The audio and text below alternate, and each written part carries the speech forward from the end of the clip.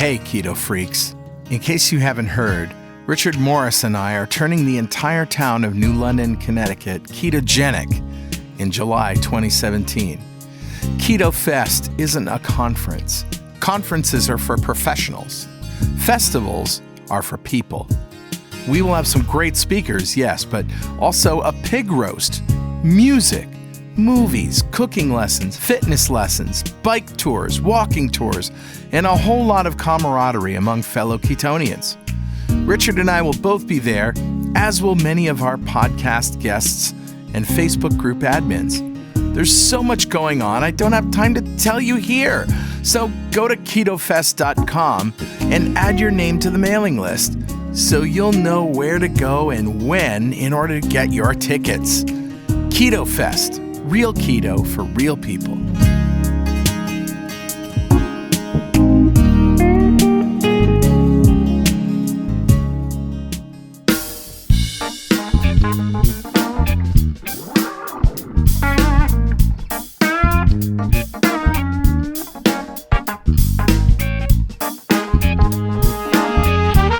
Welcome back to Two Keto Dudes. This is Carl Franklin from Connecticut in the United States. And in February of 2016, I put myself on a ketogenic diet to take control of my metabolism. In just 2.5 months, I managed to reverse all my markers of type 2 diabetes with diet alone. As of now, I'm 70-ish pounds lighter with no signs of diabetes or heart disease. Hi, I'm Richard Morris in Canberra, Australia. I've been on a ketogenic diet for over 2 years. When I started, I was very sick with complications from type 2 diabetes. Within 6 months of starting a ketogenic diet, all of my biomarkers of disease had disappeared. I've also lost about 70 pounds and I've completely turned my health around. So this show is a document of my progress through ketosis and Richard's experience thriving for years in ketosis. Yeah. And hopefully that might help a few people who are curious about this kind of dietary hacking. Yeah, we're not doctors. We Nope. don't want to give anyone any medical advice, but we are keen to share our own experiences. We're actually both software developers, so we're not afraid of a little technical detail, are we, Carl? Nah. We have done some research into our own deranged metabolisms and the science behind them. We hope to share some of that research. Where possible, we intend to put links in the show notes to cite the research supporting any claims that we make. And you'll probably work out pretty quickly that we're both foodies. Yeah. We love to cook and we love to eat. So we share the great food that we can eat on this diet. And every episode, each of us share an essential keto recipe for your perusal. We sure do. Yeah. So let's start podcast episode number 30, The Fathead Show.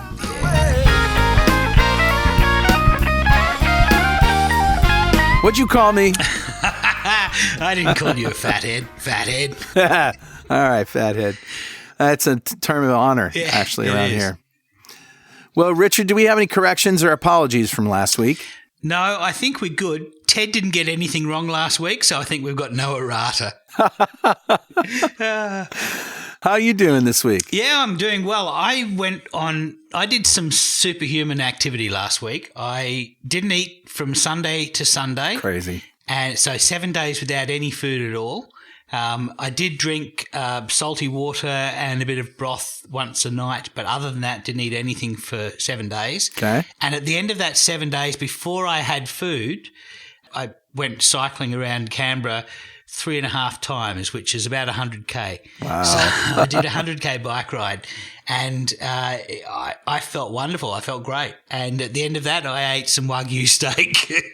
So, no, I feel awesome. I lost, in the week of not eating, I lost about 10 pounds, about 5 kilograms. Yeah. And in the 4 days since, I've retraced about half of that back again. So I've I lost 10 and got back 5. So, which is about right. I should be losing about half a pound a day. And so 7 days. So yeah, that's what happened to me when I went on my long fast too. Yeah. Lost 10 pounds, 5 of it came back. But I think that's what Fung says happens, right? Didn't Jason Fung say about half of that will come back as water weight? Yeah, pretty much. So that was an experiment for me, doing 7 days. I don't necessarily I probably will at least do 3 days in a month's time. So every month I'll do at least 3 days. I've been sort of mulling up whether maybe I might do 5 days. It seemed to be that I definitely there was definitely an advantage for me after 3 days and probably up until 5 days. And then between 5 days and 7 days, I didn't seem to really get much of an advantage other than my ketones started really going high. But other than that, I reckon 5 days is probably ideal for me, and at least 3 days. Okay. Very good. So that was my week. So how was yours? Pretty good. I think I made a discovery about myself this week, Richard. Oh, yeah? What's that? I think the wine is keeping me at a plateaued weight. Interesting. It's just a theory, but I'm currently testing it. And so far, it seems to be holding up. When I would drink wine at night, usually the next day I would see weight loss, but there may have been a delayed reaction, that sort of just kept me in stasis, even though, and it didn't make any sense why the weight was coming back on when it came off first. Okay. So I think it's just a timing thing, and I was misinterpreting my results. But I'm testing the theory, and I never really drank a lot of wine. Sure. But there were some nights that I did, but most nights it was just a couple of glasses. So I'm going to do an experiment now, and I'm just cutting it and seeing if there's any particular change. I'm also doing something else, which I'll talk about in the mail segment. Okay, awesome. So let's reprise. What is the ketogenic diet? Well, ketogenic diet is less than 20 carbs, protein for maintenance, and energy from fat. That's probably the simplest way to explain it. It sure is. I had an interesting interaction with a friend of mine who is a type 2 diabetic and taking insulin, and I won't say very obese, but he's definitely overweight, and he's on his way to neuropathy and losing limbs and all that stuff, and very out of shape, very it's horrible, isn't it? Very lethargic and all of that stuff. And I invited him over. This was months ago. I invited him over for lunch and made him a bacon burger on oopsie bread, and we had some cheese crisps and some leftover fathead pizza, and he really loved it. But he wasn't at all into cooking. He's like a fast food junkie, and he doesn't have the gumption or the time to cook, and just couldn't be bothered. So I came up with this diet plan, and I hate to say it's a diet plan because I'm not a nutritionist. I'm not a doctor. Right. I'm a programmer who's had some experience with low carbing, and I know what works and what doesn't for me. But still, all these people seem to be looking at my results and saying, wow, that's awesome. What do I eat to do what you did, right? Right. That they don't want to know the science. They don't want to cook. They don't, that's too much thought. They want some keto coaching, and it's not something really that we have the time to do. Yeah, that's right. Nor the will, really. I mean, keto coaching is a whole thing in and of itself. And so I did put up a blog post, however, that, if you are obese, metabolic syndrome, type 2 diabetic, first thing you should do is consult your doctor and see if it's okay for you to go on a ketogenic diet. Oh, yeah. Yeah, some doctors will get it, others won't. But you may be one of these very few people in the world who can't metabolize fats. Sure. And there are some people, especially people with gallbladder issues. Yeah. So you do need to check with your doctor about that. And then if your doc gives you the green light, then I have a ketogenic diet plan that's based on McDonald's and eating out. It's not a great ketogenic diet plan, but it does the job. No. Well, the key is to get people started. Yeah. Get them a taste of what having no hunger is like. Get them a taste of what it feels like to produce ketones and to have energy and to get that feeling. And just a feeling of control. And while you're right, it's not the best diet because, we're using Mahler's low-carb bread for toast, and you go to McDonald's and you get eggs and cheese and bacon and whatever from them, which has God knows what in it. And you go out to dinner every night. And but the idea, again, is to get people into it. Yeah. And this might be an easy way for people to dip their toes in the water and see if it's for them. So we'll link to that blog post. Yeah. I think that the ketogenic diet tends to push a bunch of people away. It tends to push away people who don't like the idea of cooking. Yeah. It also tends to push away people who very ingrained with the old food pyramid model. Right. And I think for them, it's best to explain the diet as one of high nutritional density. So eating vegetables that have a high nutritional density and avoiding vegetables that don't. So vegetables that don't would be potatoes and anything, gourds, rice. Rice. Sweet potatoes. Or grains, any of the grains as well. And focusing on things like cauliflower and cabbage and spinach, particularly. Spinach is extremely, extremely dense in nutrition. So I think that works actually. It works well for those people. And also when you're talking about fats and meats, you can focus on those that have high nutritional density. Mm-hmm. So it's more of a politically correct way to talk about a ketogenic diet. So you're not talking to a dietitian and telling them that you eat bacon all the time, right, and setting their hair on fire. You're telling them that you're eating nutritionally dense food, and they're going to be nodding and sagely and agreeing with everything that you're saying. So, so I think for those people, nutritional density is very similar to the idea of having a McDonald's only ketogenic diet. You know, it is a way to get into it. It is a bit vague, though, and also if I find if people don't know at least the basics of what to eat and what not to eat specifically, like, you know, fruit is off the table. Yeah. Although you could say some fruit is nutritionally dense, the fact that it has fructose in it, you can't eat it. Right. So I find that some level of education is really a good idea, but it's just finding the right explanation that makes the light bulb go off that isn't too technical. Yeah. And I found that this week, and I know that you've seen this before. Yeah. Dr. Robert Lustig, who is the anti-sugar guy. 5 million views. Oh yeah. He did this series of short subject-based video interviews. Okay. With graphics and explanations that talk about, nutrition and health. And one of them is an 8-minute long piece that's all about the vicious cycle of metabolic syndrome, diabetes, insulin, leptin, hunger, and behavior.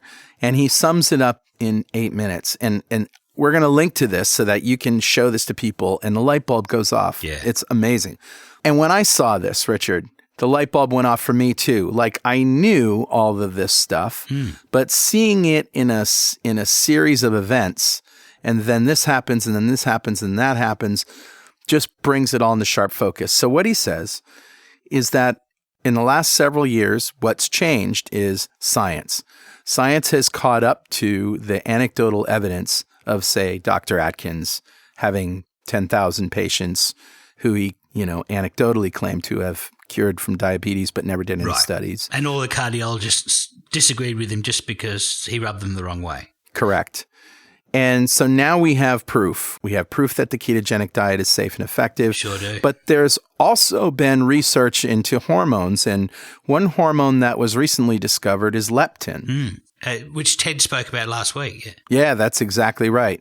Leptin's job is to, and it's in fat cells, is to tell your brain when you've had enough, when you're full. And you might think to yourself, well, that's odd because, all my years of eating the standard diet, I haven't had that signal before. Well, guess what? Yeah. Insulin's job is to shunt sugar into fat. Right. That's its job. Yeah. It takes sugar out of your bloodstream, converts it to fat, so it's not in your bloodstream. I mean, the sugar has to go somewhere. Right. Can't hang around in the bloodstream. It's bad for you there. Right. You certainly don't pee it away. Well, you pee a little bit away, but your kidneys take a little bit out, but there's only so much they can take out. Yeah. But that's insulin's miracle job, is to get it out of your bloodstream and store it as fat, where it's safe. Yeah. Exactly. Believe it or not. Yeah. It's not safe as sugar in your bloodstream, but it is safer in your fat cells. And it stores it as animal saturated fat because we're animals. Saturated fat. Yeah. Safest possible way to store it. Right. So here's what happens, and this is the explanation. He says, now let's take a healthy, normal person who doesn't have metabolic syndrome. Right. They eat 2,000 calories a day. They burn 2,000 calories a day. Nice. Homeostasis. Mm-hmm. Everything works. You want to burn. You feel good when you're burning calories. Yeah. Burning calories and feeling good are synonymous. So you feel good. You exercise and you eat just enough and you burn just enough and everything's fine. Now, he says, I'm going to hypothetically walk around with you and I'm going to stick an IV of insulin in your wrist and tape it down. And every time you reach for food, I'm going to shoot you full of extra insulin, just like we do to type 2 diabetics. Okay. All right. So you eat 2,000 calories of food. Right off the top, 500 of those calories turn to fat because the insulin. It's like the IRS taking 25% right off the top. Right. You don't get a chance to spend it. In this case, you don't get a chance to burn it. Yeah. So now you've got 1,500 calories. That's right. Now you've only got 1,500 calories and 500 calories of stored fat. So you're actually hungry and lethargic. You don't have enough energy. You're starving. You're 500 short. Yeah. You're 500 short. So what do? You eat some more. And maybe you eat another 500 calories because that's what your body wants to feel good. Guess what? You're still insulin high. So 100 of those calories get shunted right to fat. So now you got 600 calories of fat stored and you still don't feel 100%. Yeah. So you might do it one more time. Right. Now, leptin. Right. Why isn't leptin working? Mm-hmm. Why isn't leptin working? It turns out insulin blocks leptin. Of course. Of course. So the leptin is trying to say, hey, brain, I'm full here. Yeah. But your brain doesn't hear it because your insulin's too high. And then he says, well, okay, that's all well and fine, but nobody's walking around with an insulin pump, pumping me full of insulin. He says, yes, they are. Really?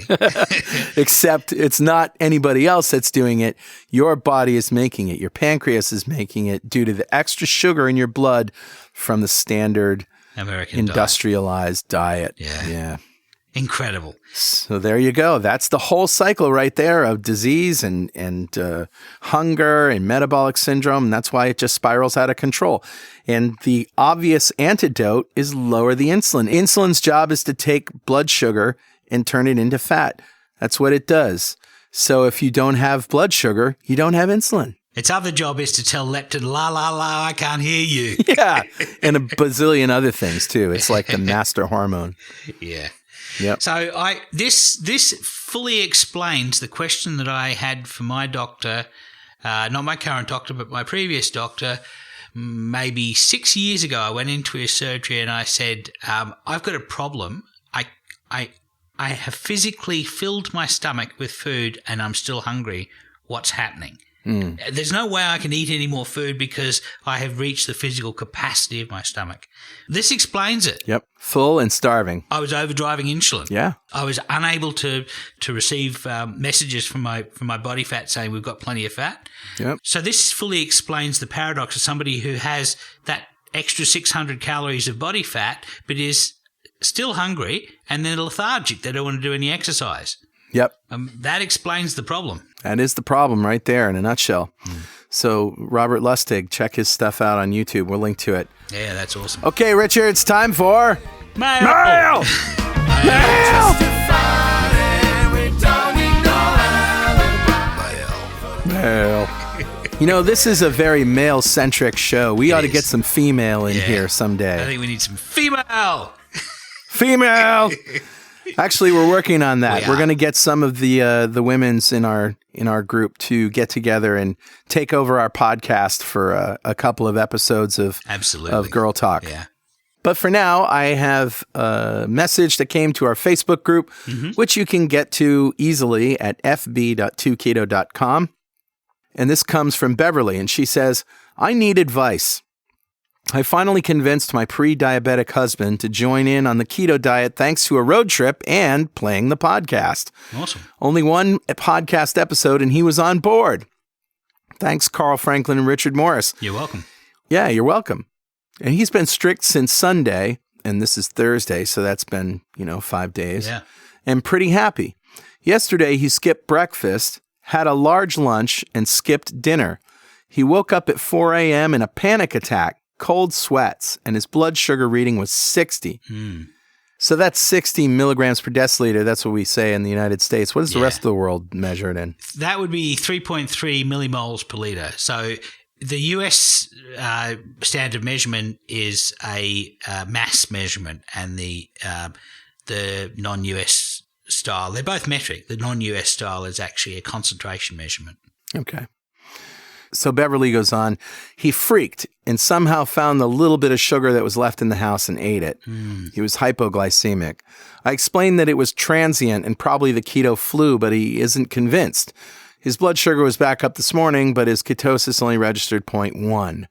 I think she means his ketones, right? Yes. His weight was up a little this morning too. I'm not on metformin, don't know how to guide him. Any advice? Is this normal? Is it scary? Yeah, well, it is scary. I've only ever had one hypo experience, and that was in 2005 when I was just diagnosed pre-diabetic. I was living in Las Vegas at the time, and that was the most scary experience. And when I was first diagnosed pre-diabetic and I was given metformin, and I had explained to me what a hypoglycemic event it was like, and it's basically you're shaky and you have trouble concentrating, and what is happening is that your brain is not getting enough energy, and so you carry around these little glucose pills, little dry glucose pills that you eat, and they bring your blood sugar back up again very quickly. So most diabetics will have those in their diabetic meter. I don't carry them anymore because I don't have a problem with the hypoglycemia. Normally, when my blood sugars go down, my ketones are up. And so my brain is getting enough energy through both sources. Yeah. One of the problems is that at night time, when you're sleeping, your blood sugars go low because it's in a low energy state. So, so that's also it's quite reasonable for his blood sugar to be that low. I've got to admit, and it wasn't that low. No. 70 to 90 fasted is normal. So he was only 10 points low. Yeah. But I would have, Richard, maybe tried a couple bites of an apple or something rather than straight sugar. Yeah, just a little bit of apple might have been a good idea because it would just be enough just to get him a little bit of blood sugar temporarily, transiently. Yeah. Enough to get to sleep, and he would probably wake up with a high blood sugar because most of us do. Yeah, and of course the fiber slows it down, so it would go slowly and last a little bit longer than just straight sugar shots. As soon as you're knocked out of ketosis, your blood sugars should go up again because this is a homeostatic regulatory mechanism. Yep. It's always important when you start a diet to talk with your doctor and to explain to them what you're doing. And it doesn't matter what kind of diet that you're doing, or it doesn't matter what kind of exercise you're doing. Then again, I think you should talk to your doctor before you eat a Twinkie. Yeah, that's true. Metformin's mechanism of action is not to lower your blood sugar; it's to lower the amount that you make. Yeah, and it lowers it by about 30%. So it's one of these drugs that a lot of the doctors who prescribe ketogenic diets for people are quite happy for them to stay on metformin because it doesn't interfere with things. Some of the other drugs that remove blood sugar and cause you to pee it out. So, they lower the renal threshold for the sugar so that the kidneys are dragging more out and putting it in urine. Those will lower existing blood sugar. And so in those cases, those doctors who put people on ketogenic diets, what they will often do is they will lower the dose of that over time. So, but I would talk to my doctor about that kind of thing when starting a new diet, but I wouldn't now, knowing what I know, I wouldn't have personally been worried about 60, but I would definitely recommend talking with your doctor about that reaction. Good deal. Well, that's Beverly. You got one, Richard? Yeah, I've got one from Osama, and he said, did my first 24-hour fast yesterday, and it was great. I could never have imagined myself not caring about food before. Before keto, I would be constantly thinking about my next meal or snack and never felt truly full. Yeah, I know that experience, Osama. Yeah. So I'm thankful for the Two Keto Dudes podcast. You're welcome. Yep. I stumbled upon it via a comment on r/keto on Reddit. Best find ever. And he asks the question, how did you find out about the Two Keto Dudes podcast? And the way I found out was that Brenda told me, go and do a podcast. But Kylie said, I heard about it on Christine Cronau's Facebook page, so she's glad to have found it. We're glad to have you join us, Kylie. This is all on our Facebook group, which you can find at fb.2keto.com. Mm-hmm. David mentions that he heard about it on the Simple Programmer podcast, and John's a friend of the show's. Yep. Caitlin mentioned that a friend of hers started keto earlier this year, and when she discovered podcasts, it was the first thing she searched for and she found. And I've got to say thank you to everybody who's left reviews on iTunes, because that's how other people find out about our podcast.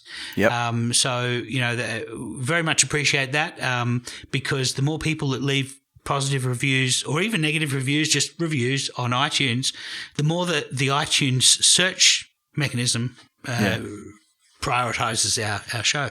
That's right.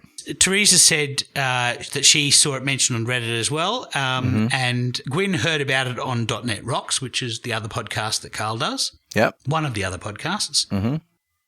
And Carol says that she saw it on her Stitcher recommendations based on her other podcast habits. So that's a non-iTunes way, so thank you very much. Mm-hmm. Kim, who's one of our mods, actually found us on iTunes by searching for the word keto. Cool. And, we're glad to have her on board. And Dawn mentioned that she was LCHF for a few months and then searched keto on Podcast Addict to help get more precise answers, and that's how she found us. Yep. And Vanessa mentioned that she belonged to a couple of other keto groups on Facebook, and there was a thread on podcasts, and we were mentioned on there.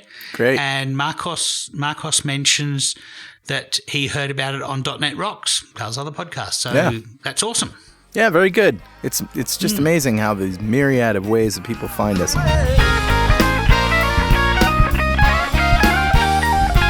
Well, we'd like to welcome to Two Keto Dudes today the star, the creator of the movie Fathead, Tom Naughton. Hi, Tom. Good morning. Good morning. And where are you in this world right now?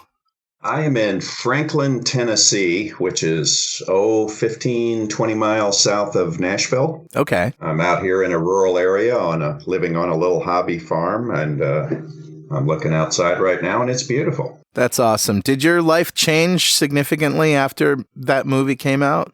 Yeah, it did.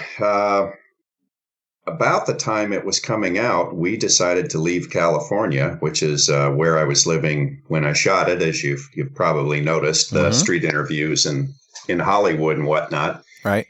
And it was, we didn't move because of anything in Fathead. We moved because my daughter had started kindergarten, and suddenly I was facing the reality of raising a kid in Los Angeles, and thought, wow, I really think I don't want to do this. So we left. You mentioned this, maybe it was just in the director's cut, but at the end of Fathead, you said how you had moved and, went to a farm and just started, growing food and all of that. And this is where you are now. That's where I am now. When we first left California, we moved here to Franklin, Tennessee. We rented a house at first. So I was thinking, well, okay, I guess I'm going to do the suburban dad thing. And then my wife, and keep in mind, she was a city kid. She grew up just outside of Chicago. After we'd gotten there for a while, my wife said, I think I want land. I think I'd like to have chickens and gardens. And okay, let's give that a shot. So we bought this place, and here we are. Yeah, no, that's awesome. I did something similar about 10 years ago. I was working on Wall Street doing credit risk analytics, and we went through September 11, and I thought, I need to get away from this life of mine.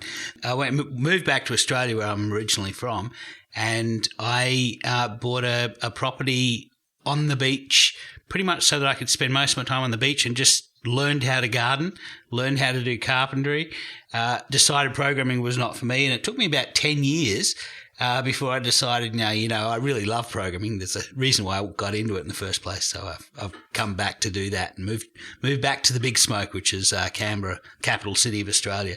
But yeah, so I spent 10 years on the beach, having a wonderful life, learning how to cook, learning how to grow my own food. And we never had chickens, but we did get dogs. So that's a start. Well, I hope you didn't eat the dogs. No, not so far. Oh, okay, good. Well, I'm still a programmer for a living, but I've really had to learn to do things I not only didn't know, things I didn't think I ever would want to know. I've gotten to be quite adept with tools and such. Before we moved here, my tool collection looked very much like my dad's, meaning it was a screwdriver, a wrench, and a hammer. And now I'm getting quite familiar with all the farm equipment and actually just loving it. I love going outside and working hard and getting hot and sweaty more than I ever thought I would. Yeah. What is it about engineers, and maybe programmers are just a small section of engineers, but it seems like it's the engineers that are looking at the problems that we've had with our health here in the Western world, and are the first ones to say, this is wrong. If anything is wrong in the engineering world, you fix it. You do an analysis and you fix it.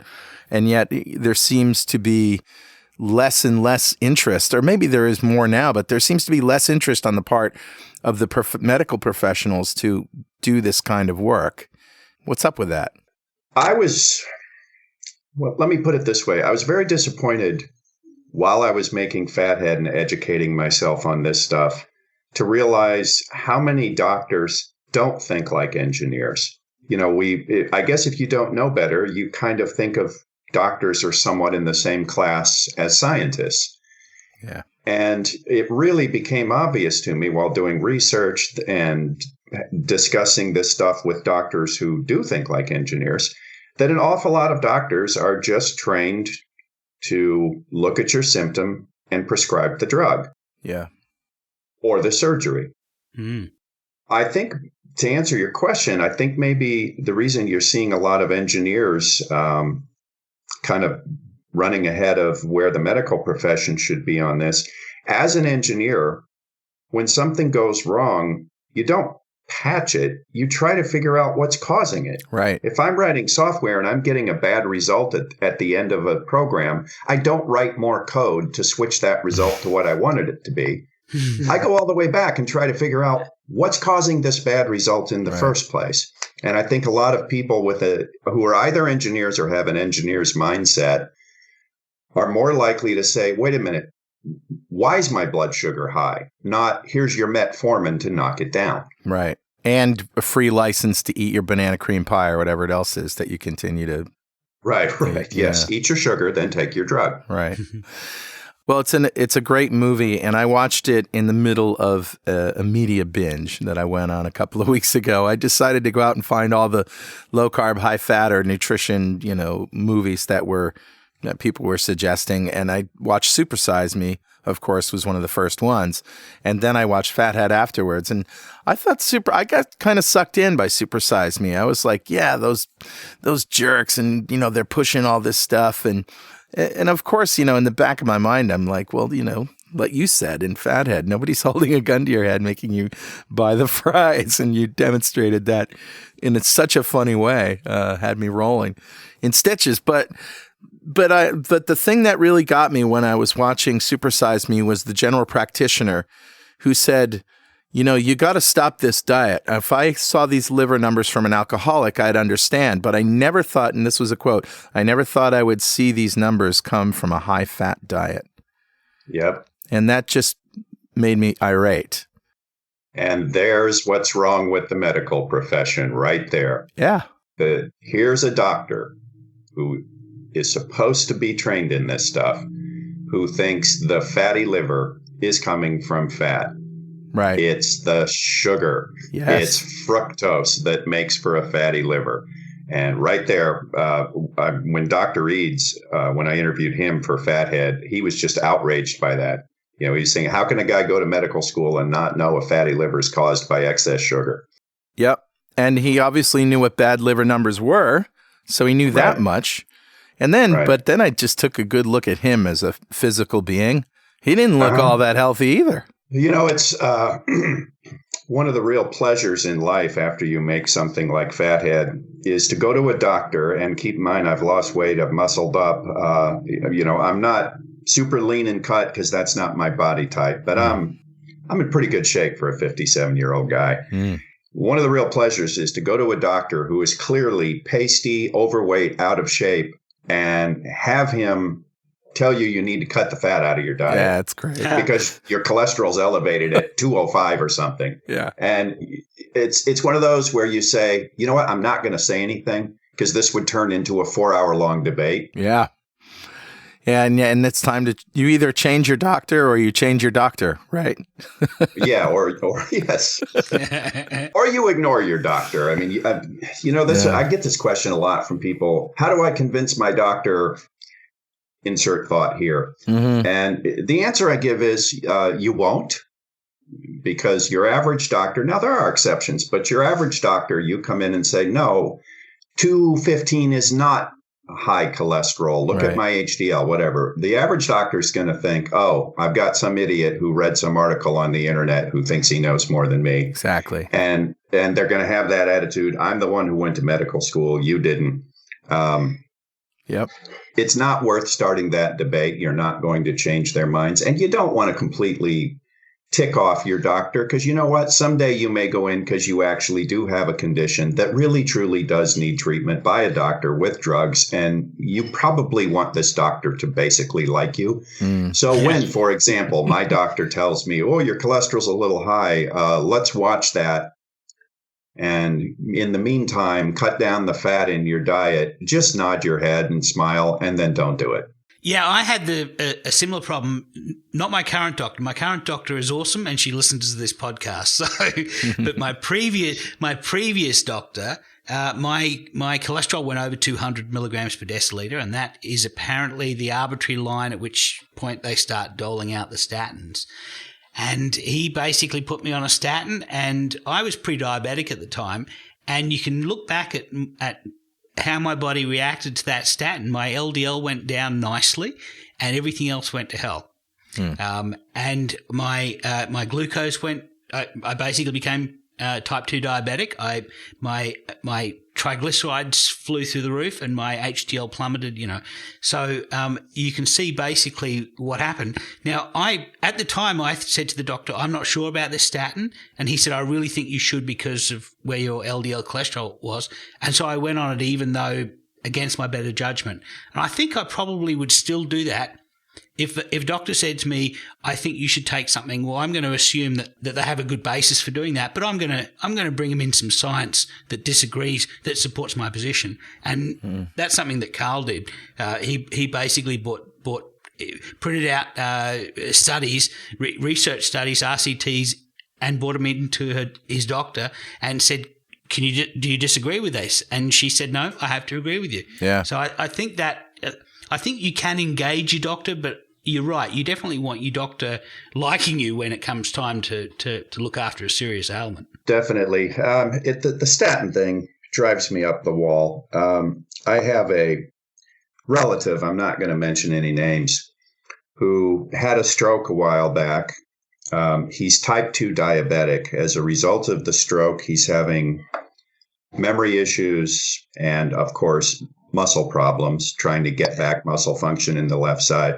Meanwhile, the doctor checks the cholesterol and says, oh, the cholesterol's high, puts him on a statin. Now, we have a guy who is a type 2 diabetic. It's been demonstrated pretty conclusively that statins make diabetes worse. Yes. We have a guy who has already had muscle damage from a stroke. Statins cause muscle damage. Yeah. We have a guy who's having memory problems because of a stroke, and statins cause memory problems. Right.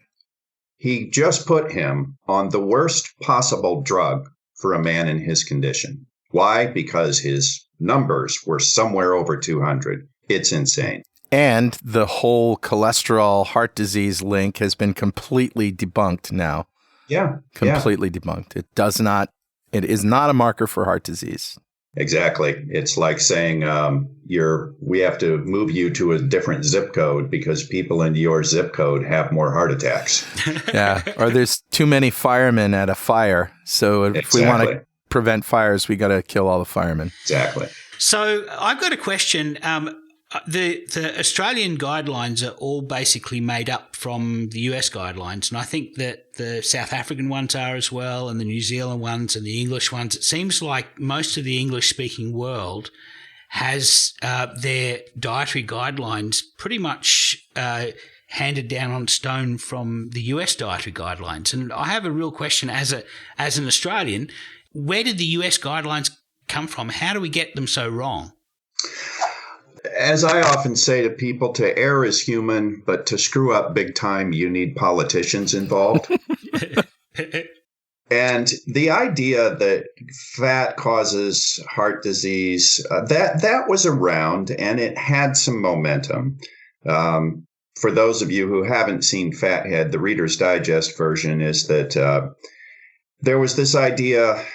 It had actually been around for 100 years, but or for 50 years at the time. But a scientist named Ansel Keys really promoted the idea that heart disease is caused by eating too much fat, that it's the fat that raises the cholesterol, and then the cholesterol builds up in your arteries, and that causes heart disease.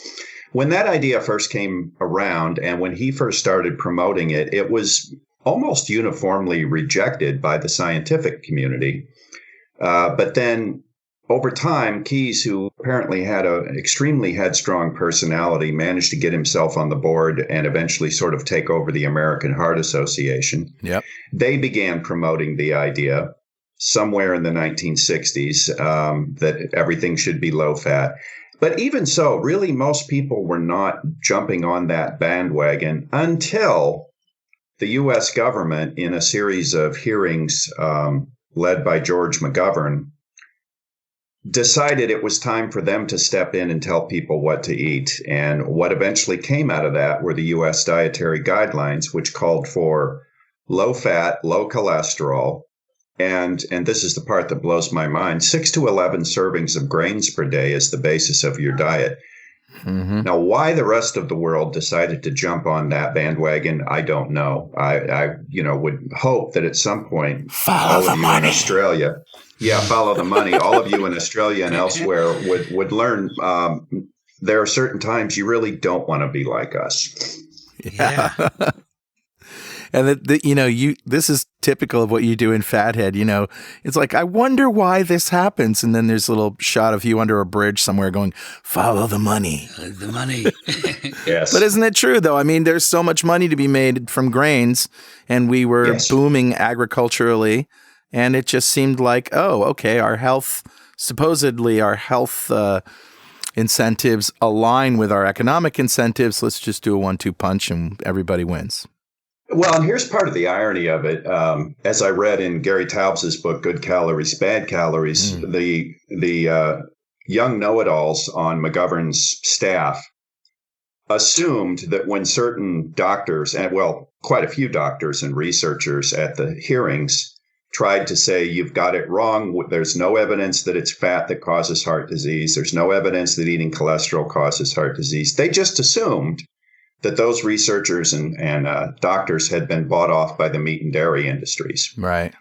It never occurred to them that what they were about to recommend was a huge, beyond huge gift to the grain industry. Right. And if you really look if you really look at who the powerful corporations are in America, it's grain. It's grain. It's Cargill. It's Archer Daniels Midland. General and this Mills. was a ginormous gift to them. Yes. Yes, indeed. Well, I have a little surprise for you, but first I just have to thank you for Fathead Pizza on behalf of everybody who listens to our podcast and low carbers everywhere. That is the most brilliant thing ever invented. How did that happen? I am going to have to jump in and give my disclaimer here, because people all over the world apparently are now calling it Fathead Pizza. Ladies and gentlemen, I did not create it. I had nothing to do with it except posting it on my blog. Oh. That was a recipe that my nephew discovered and tweaked ever so slightly. Yeah. And he emailed me and said, I made this. It's awesome. It tastes like real pizza crust. There's virtually no carbs. I said, great, let's post it on the blog. People love a good recipe. So I didn't even write the post. He wrote the post. He took the pictures. He put it on the blog for me. And next thing I know, this thing's all over creation being called the Fathead Pizza. And people are like, Tom Naughton's a genius with this Fathead Pizza. I had nothing to do with it. I just had my nephew post the recipe. And what's your nephew's name? Let's give him props. Eric. Shout out to Eric. Shout out to Eric. Maybe we'll call it Eric's Head Pizza. I actually made a variant of this by omitting the egg and cooking it on a pizza stone rather than a cold cookie sheet. And I actually cooked it in a friend of mine's brick oven who has a pizzeria. And it turned out to be amazingly awesome, better than the original. And now there's a bunch of people sort of using that variant. But I see variants of it everywhere. But the basic recipe of cheese and almond flour is just amazing. I'm going to have to try that without the egg. Yeah. So, Tom Naughton, we have a little surprise for you. You became an expert in low-carb, high-fat living, and you also became sort of an expert in McDonald's because you ate there a lot. But we want to know how much you really know about McDonald's. So we're giving you a little McDonald's quiz. Uh-oh, I feel like I'm on This Is Your Life. Let's see how you do. There's 10 questions. The first one, the McDonald brothers originally got into the fast food business selling which tasty items? A, hamburgers, B, hot dogs, or C, milkshakes? I believe it was milkshakes. Hot dogs. Okay. Wow. Long before the Big Mac, there was the McDog. Dick and Mac McDonald opened a hot dog stand in Arcadia, California in 1937. All right, so question 2.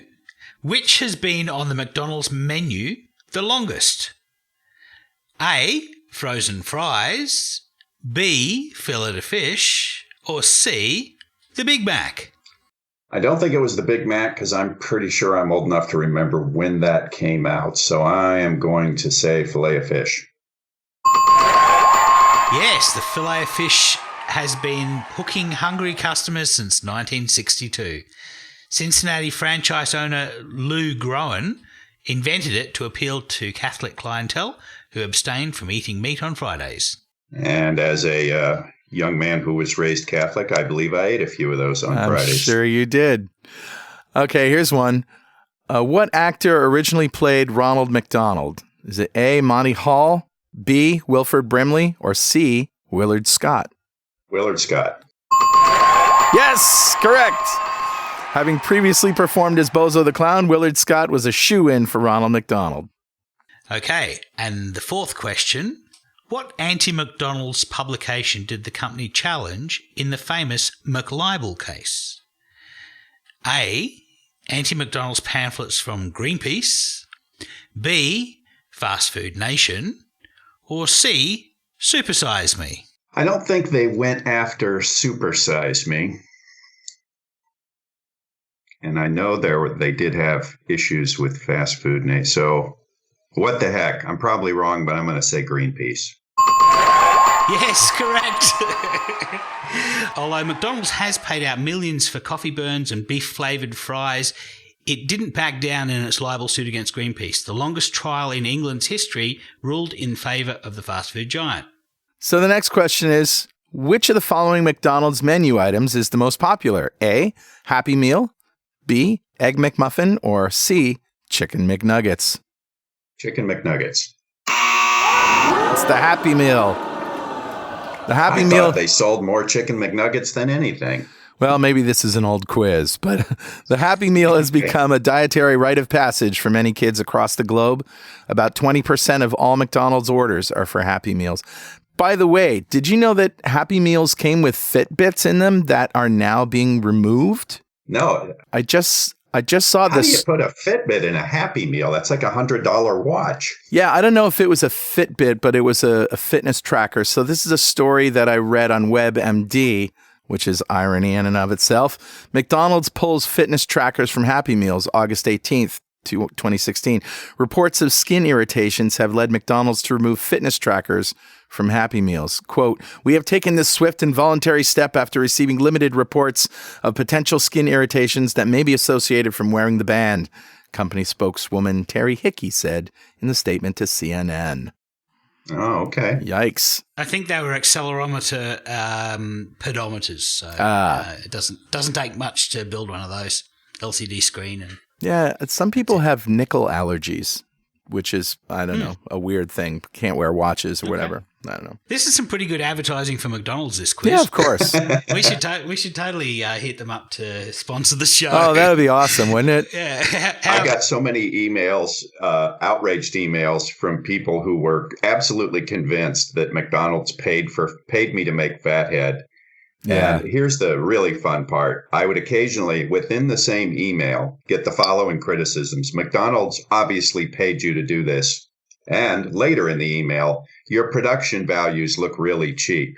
Put those two thoughts together, genius. Yeah, right. McDonald's paid you millions of dollars to make a cheap-looking movie. Yeah.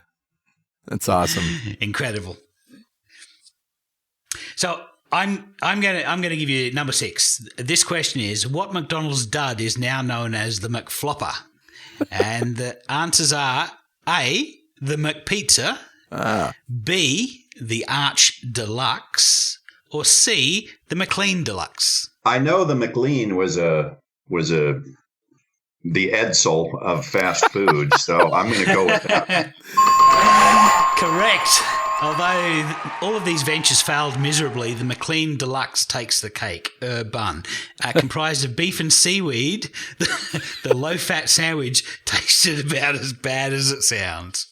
Which is interesting that failed so spectacularly. And by the way, so did Taco Bell's Border Lights menu, which was low-fat.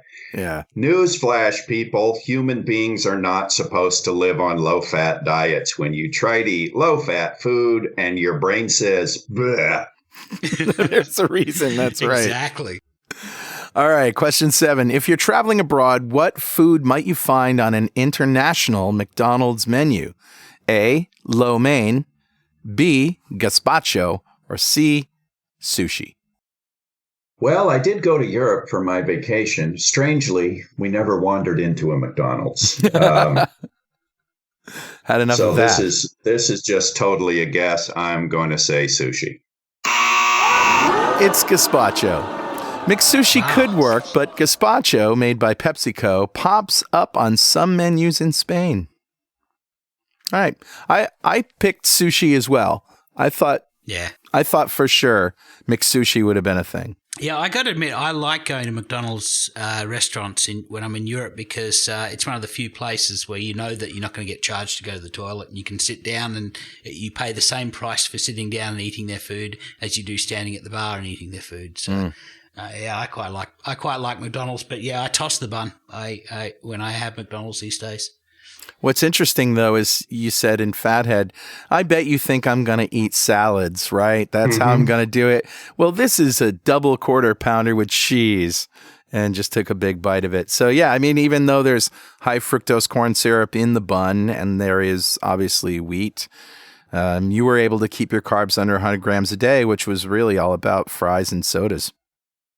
Yeah, it was cutting the fries and sodas, and I did have... Usually I would eat at least one hamburger bun a day, sometimes two. Yeah. Occasionally I would look at where my carb count was for the day and say, well, okay, I'm going to have this double quarter pounder with cheese and I'm going to throw off the top bun or whatever. Right. But of course, nowadays, I made Fathead long before Wheat Belly came out. Yeah. And now I go to McDonald's or wherever. I don't actually go to McDonald's that often, but when I do, it's like, no, there's no half bun, one bun per day. It's just, no, ixnay on the bun. I bring my own oopsie bread, which, we make from eggs and cream cheese. Right.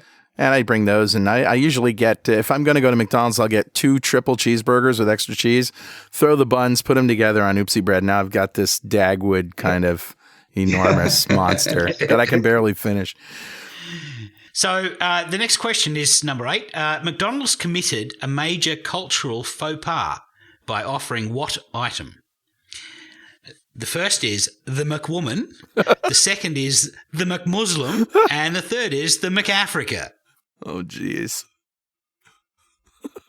Any one of these would be horrible. They're all bad. I guess then they rejected the McJew, the McMick.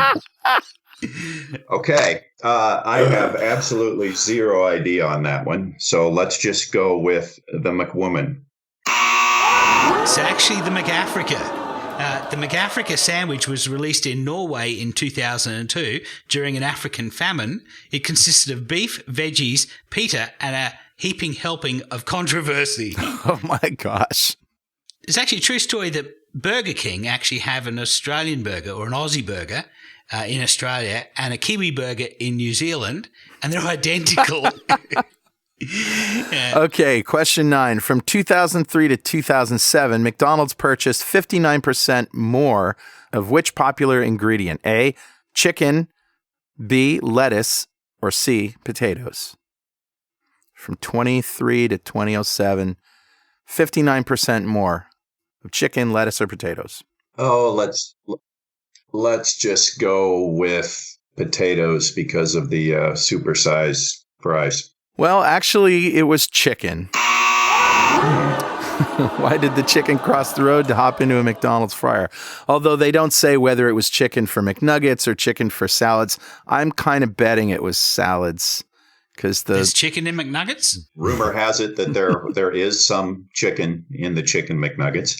And actually, they reformulated their recipe so that it's not itty bitty chicken parts mashed together. They actually use real chicken now. They're quite big on that. I'm sure you've noticed McDonald's and a lot of other big food corporations are really responding to the whole real food paleo movement as best they can. Oh, sure they are. Yeah. We have this thing in Australia in McDonald's restaurants where they try out new ideas before bringing them to the rest of the world. So the whole McCafe idea came in first in Australia, where they have basically an espresso bar down one end of the McDonald's. Yeah. But we have a new thing now where they have a giant touch screen and you can build your own burger, and you can have a burger with no buns, with just lettuce. You can have 3 Angus patties. You can have no special sauce, just have mayo, 3 different kinds of cheeses, 4 different kinds of bacon, and build yourself an absolutely awesome burger. McFrankenstein. Basically. So I don't know if that's it. I think they're bringing those in New York now. I don't know if they're moving to the rest of the US, but that is an outstanding way to order McDonald's. Oh, I would be dangerous at one of those things. Yeah. All the ingredients, I would just be, bacon. Let's see, give me 4 servings of that. Right. Give me 5 kinds of cheese. Give me 6 burger patties. Yeah. I would walk out of there with a burger I could barely lift. Indeed. Well, I highly recommend it, I must say. So the last question is, who was the original McDonald's mascot? And our options are A, Hot Dog Henry, B, Flippo, or C, Speedy. No idea, but since hot dog was the correct answer earlier, I'll just jump in and say Hot Dog Henry. Yeah, I would have said the same, but unfortunately it's Speedy. The McDonald's brothers named their kitchen efficiency method the Speedy system, with a hamburger-headed chef as the mascot. And perhaps Hamburger knows of the late Speedy's whereabouts. So what I get, about 50% right? Yeah, I think you got 5 out of 10, so that's a passing grade. Yeah. Barely. And we'd like to thank money.howstuffworks.com for putting this quiz online. We'll add a link to it just so that you don't think we're ripping them off completely, which we are. Tom, before we say goodbye, can you tell us what you're working on these days? Is there anything up and coming that we should be aware of? Sure. My wife and I are, I hope, nearing the end of producing a book tentatively titled Fathead Kids, Stuff About Diet and Health I Wish I Knew When I Was Your Age. Oh, awesome. Basically, I've taken the knowledge that I have now as a man in his 50s and said, now, if I'd known all this when I was 10, my life would have been different. And it wouldn't have, because I wouldn't have gotten fat. I wouldn't have developed the boy boobs. I probably would have had bigger muscles and probably would have dated more pretty girls. But of course, I ended up marrying an awesome girl. But it's basically just taking what we know about how diet affects health, especially the difference between real food and processed food, and explaining it to kids in a fun, cartoony, semi-comical way. That's so great. My kids need that badly. Yeah. And everybody's, don't they? Well, and it's funny. I've mentioned this to a couple of doctors, like Dr. Westman, for example, told him about it. And I believe it was Dr. Westman who said, great, if you can explain it at the kid level, there are some doctors out there who will finally understand it. Yeah, you're so right. So it's not strictly for kids. I sincerely hope adults find it amusing. But one of the real pleasant surprises after Fathead went to Netflix and found a really big audience was the number of parents who told me that their kids really liked it, which surprised me. But I guess, if you make things kind of fun and entertaining, kids will pay attention. And boy, we've got to get them paying attention to how diet affects their health. So yeah, maybe if you come to Keto Fest next year, we could do a showing. I think that would be awesome. All right. Well, Tom Naughton, thank you so much for joining us and for making the movie and continuing to be a great voice for the low-carb, high-fat movement. Your blog is spectacular. Your posts are hilarious and sad and informative all at the same time. Thanks very much. I appreciate you having me on. It was a lot of fun. All right. Wow, that conversation with Tom made me hungry for a Big Mac, let me tell you. Yeah, I could murder a fathead pizza about now. Yeah, that's right. Oh, I'm sorry. It's not a fathead pizza, according to Tom. It's Eric's head pizza. Eric's head pizza, yeah. Well, let's talk about food. It's time for recipes. Recipes. Oh yeah. Oh, yeah. We're actually not going to talk about food this time, are we? We're talking about drinks. No, we're both going to talk about drinks. I'm going to talk about the drink that I drink during my fasts. It's my Ketoade, and I also drink it when I'm riding on the bike, when I'm doing my 100K bike ride. And it's similar to Gatorade, but of course no sugar. And it's very easy to make. I start off with seltzer or soda water in Australia, and I've got a soda stream, so it's very easy to make that. Just fill a litre bottle up with water and put it in the soda stream, and it comes out carbonated. Yeah. And to that I add 5 grams of potassium citrate powder. And as soon as that powder goes in the carbonated water, of course, volcano fizz. So it cuts a little bit of the fizz down. Then I also add 2 teaspoons of light salt. Now, light salt is a combination of sodium chloride and potassium chloride in a 50-50 mix. So basically what I'm doing is I'm creating an electrolyte replenishment. Yeah. And in water. And to that, I squirt a little bit of sugar-free sweetener, and that's my Ketoade, and I will have that sitting on my desk when I'm working, when I'm fasting. Sometimes I find when I have a craving for savoury food, I'll try just drink some Ketoade, and the salt was what I was really craving. Yeah, interesting. I'm craving some savoury food, but what my body's really saying is get me something salty. So that's my recipe. Yeah, that's a great one. I also have a Ketoade. We all seem to have some version of this because we need the electrolytes when fasting, but I find that not fasting is a good time to drink it as well, just because it's so satisfying, and getting those electrolytes is really important. Yeah. What I do with my Ketoade is I make a combination of sweetener, that is my sweetener is xylitol, and I sort of melt that down and dissolve it in water. And then I add some apple cider vinegar. I add the light salt that you do. And I also add a little magnesium citrate, which they sell as a laxative solution. Okay. But the dosage for that is like half a bottle. It's crazy. Wow. I got to find some of that, because that I am lacking magnesium in that drink. So, yeah. Yeah. So I just put a couple of tablespoons of that. Now, this is my concentrate, right? And I also put some apple cider vinegar, and I put some grape flavor, which I will link to. I buy this grape flavoring, and it's of course tastes like fake grape. It's like grape soda grape, but I kind of just like having that little splash of fruitiness in there. And I mix all of that up, and I put it in the fridge, and anytime I want one of these, I just pull out a glass, maybe a tablespoon or 2 of that, and mix it all up, and it's yummy. Nice. But that's not actually my recipe.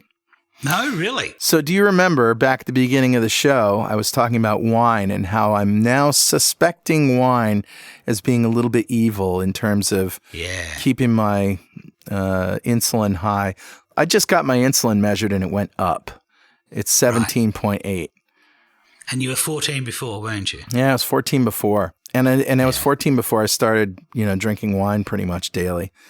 Yeah. And I don't know that that's it, but I just have a hunch, so I'm testing it. I'm cutting out wine for a while. So do you reckon it's the alcohol or the sugar? I think it's the sugar. I mean, alcohol is just a pausing of ketosis, and it lowers blood sugar by itself, but it's the 3.8 grams of carbs per glass of wine. Maybe I pour a bigger glass than most people. Maybe I have more than I probably should. But, if you think about it, that's 16, 18 grams of carbs just at the end of the day that probably aren't doing me any good. Yeah. Yeah. So anyway, I've created a new cocktail. Okay. And this cocktail is seltzer water, which, is club soda, or I use a flavored seltzer. Okay. Yep. So it's got a little fruit flavor to it. And I add a teaspoon of apple cider vinegar. And we're going to do a whole show on apple cider vinegar, I think, because there's something to this. And I'm not going to go into it here. We don't know if the science was funded by the apple cider vinegar people or not, but acetic acid, which is the main ingredient, the active ingredient in apple cider vinegar and in all vinegars, you were saying it's a short chain fatty acid. It's fat. It is. Not a lot of people know this, but it's a carboxylic acid, just like butyric acid and lauric acid. It's a saturated fat.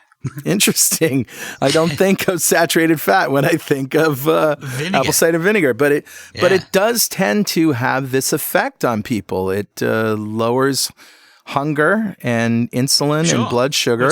It's energy. So because it's a short chain fatty acid, it goes straight from the gut straight to your liver, straight to be processed into ketones. So or straight to be processed for energy, of which some may spill into ketones. So it's awesome. And so I have the apple cider vinegar, and then I just pour a shot of whatever. I was using Angel's Envy rye, which has this wonderful mapley, caramely flavor to it that's just really good and fit really well with it. But I ran out of that, so I'm just using bourbon or some rum or whatever I can find. Yeah, maybe, vodka would be sort of the purest, cleanest form, I suppose, but who knows? Need ethanol, maybe. Yeah, right. I mean, it's why I just pour some gasoline in there, yeah. But anyway, and I am also cutting that down to, one or two of those in the evening. And I've done this for a few days, and it seems to be working. I'm a lot less hungry. I mean, I never was really, really hungry, but I'm less peckish. And the weight's coming off. So I'm hopeful that it will continue. And you have some to donate, so that's awesome. Yes, that's right. All right, Richard, that's a show. A good show. We'd like to thank Tom Naughton for stopping by and fattening our heads. Absolutely. If you have anything that you want to tell us, something we said wrong, something you don't agree with, or some more research that you found to support or even refute what we've said, send it by email to dudes@2ketodudes.com or post it on our website or tell us about it in our Facebook forum. That's right. That's at fb.2keto.com. You can follow us on Twitter at 2ketodudes and also on Instagram at 2ketodudes. And gee, I think that's just about all the ways that you can contact us. Great show, Carl. Until next week, keep calm and keto on. Keep calm and keto on. And we'll see you next time on 2 Keto Dudes.